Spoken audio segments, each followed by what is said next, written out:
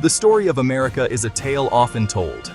A nation founded on the ideals of liberty and self-government. A beacon of hope shining brightly across the Atlantic.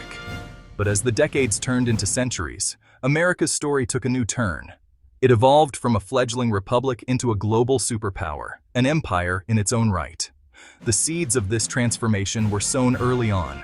The vast resources of the North American continent fueled an industrial revolution of unprecedented scale. From steel mills to railroads, factories to farms, America's economic engine roared to life. With this economic might came newfound influence on the world stage. The 20th century witnessed the true ascent of the American empire. 2 world wars ravaged Europe, leaving a power vacuum in their wake. America, largely unscathed by the devastation, stepped into the void. No longer content with isolationism, it embraced its role as a global leader. The American empire wasn't built on military might alone. Its foundation was laid in the factories and foundries of its industrial heartland. The raw materials of a continent were transformed into the sinews of power. Steel became battleships, oil-fueled tanks, and innovation birthed new technologies. Today, the United States boasts the largest economy in the world. This economic strength drives America's global influence. But this dominance is not without its challenges. Inequality within American society is stark. The decline of manufacturing has left many communities struggling. America's military might is undeniable. From its vast nuclear arsenal to its technologically advanced Navy and Air Force, it possesses the capacity to project power anywhere in the world. This military strength has been used to wage war, topple regimes, and intervene in conflicts across the globe. The early decades of the 20th century saw America's military used primarily in defense of its own interests and allies.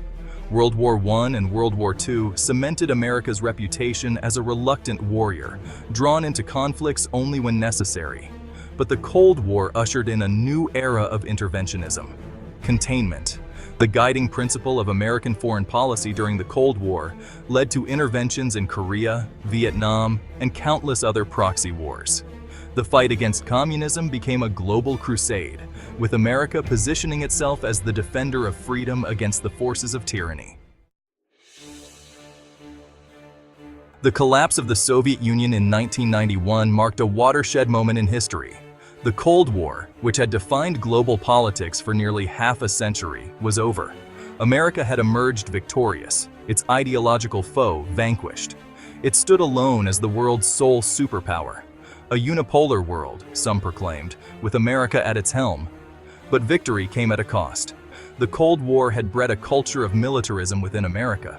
The defense industry had grown powerful, its tentacles reaching deep into the halls of government. The military-industrial complex, President Eisenhower had warned, posed a threat to American democracy. And indeed, the end of the Cold War did not bring about an era of peace. America's military interventions continued, albeit with shifting justifications. The First Gulf War, fought to liberate Kuwait from Iraqi occupation, was followed by the Balkan interventions of the 1990s. Section 5. The Price of Primacy. The 21st century brought new challenges to American primacy. The attacks of September 11, 2001 shook the nation to its core. The war on terror that followed became the defining foreign policy initiative of the early 21st century. Afghanistan and Iraq became the new battlegrounds in America's global struggle against terrorism. The wars in Afghanistan and Iraq proved costly, both in terms of blood and treasure. They stretched the American military thin and strained the nation's finances. Public support for these interventions waned, as the wars dragged on with no clear end in sight. The rise of China as a global power presented a new challenge to American hegemony. China's economic growth, coupled with its military modernization, raised concerns about a shifting balance of power. A new Cold War, some predicted, this time with China as the main adversary.